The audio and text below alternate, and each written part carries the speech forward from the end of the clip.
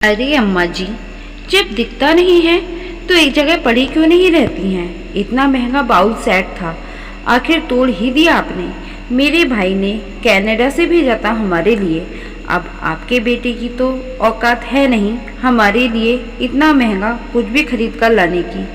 संध्या अपनी बूढ़ी सास पर बुरी तरह से बरस रही थी कि तभी देवर विशाल आ जाता है।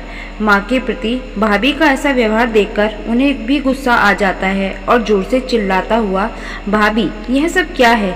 एक बाउल के लिए आप माँ को इतना सुनाएंगी क्या? कम से कम उनकी उम्र और अपने रिश्ते का तो ध्यान रखिए।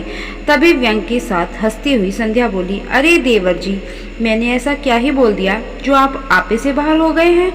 मैं तो बस माँ जी को समझा ही रही थी कि इस उम्र में अपने कमरे में ही पड़ी रहा करें, बेवजह बाहर निकलकर उत्पात न मचाया करें। इतनी सी बात क्या बोल दी मैंने? आप तो उखड़ गए हैं। विशाल जवाब देने ही वाला था कि तभी उसकी माँ ने उसका हाथ पकड़कर रोक लिया। धनाढ्य मायका होने के कारण संध्या को अपने मायके पर बहुत घमंड था। जब तक वह अपने पति को भी नीचा दिखाकर उनकी बेइज्जती करती रहती थी, विधवा सास पर अपना हुक्म चलाती थी, जो देवर विशाल को बिल्कुल भी पसंद नहीं था। उसने कई बार अपनी भाभी को समझाना चाहा, लेकिन वह तो बस अपने ही अलग अभिमान में चूर थी। अब उम्र होने के साथ साथ अम्मा जी के हाथ पैर भी शिथिल पड़ने लगे थे। वैसे देवर विशाल की पत्नी नीलिमा उनका बहुत ध्यान रखती थी।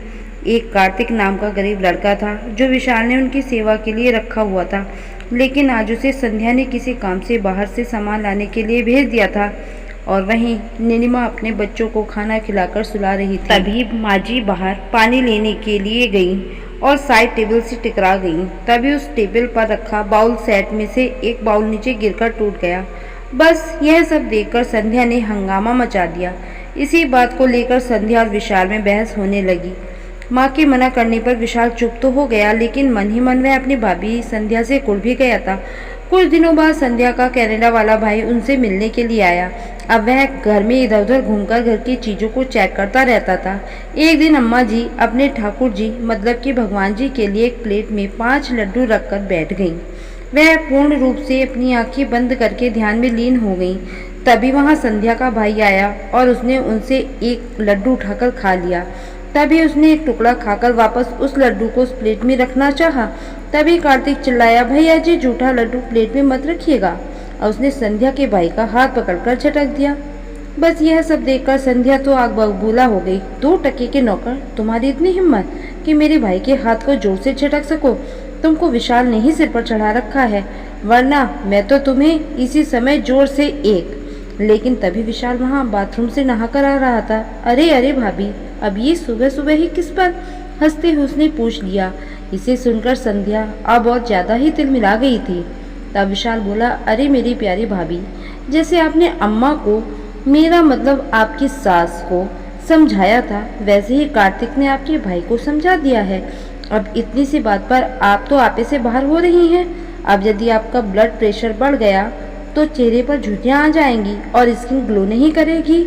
और आप तब तक संध्या अपने भाई के साथ पैर पटकती हुए कमरे के अंदर जा चुकी थी। तब विशाल वहाँ खड़ा होकर बोला, पहले अपनी सास का सम्मान कीजिए, आपके भाई को तो सम्मान खुद ब खुद मिल ही जाएगा। तो दोस्तों, आपको यह कहानी कैसी लगी कमेंट करके ज़रूर बताएं और अपने दोस्तों के साथ शेयर भी करें। ऐसी ही नई दिलचस्प कहानियों के लिए हमारे चैनल को सब्सक्राइब करें और हाँ, बेल आइकन दबाना ना भूलें ताकि आप हमारी कोई भी कहानी मिस ना कर सकें। हम फिर मिलेंगे एक नई कहानी के साथ। तब तक आप सभी का धन्यवाद।